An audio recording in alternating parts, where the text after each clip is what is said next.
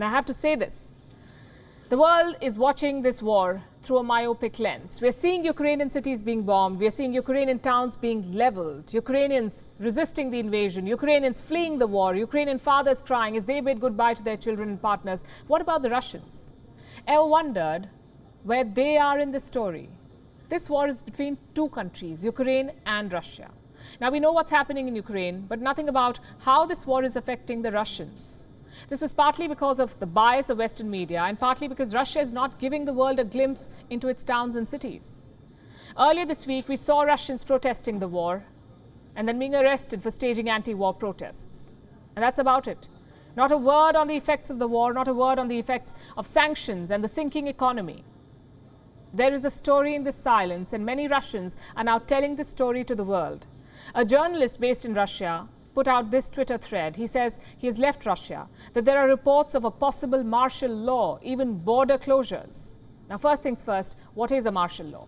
In simple terms, martial law means military control. When a country declares martial law, it hands over the charge of running the country to the military.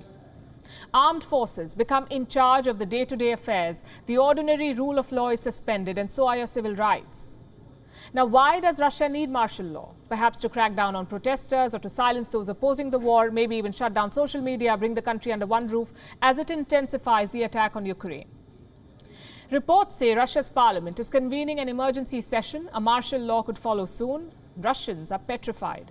This journalist says people are fleeing the country. Tickets are sold out. Flights are packed. That's because people are scared to be trapped in Russia or to be sent to the war zone.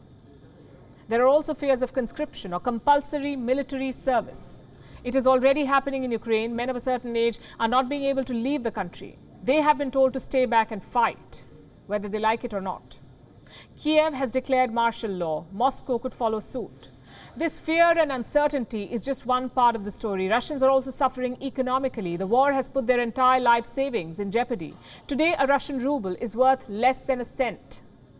Food inflation has exceeded 12.5%. Interest rates have doubled. Analysts predict these numbers will continue to get worse.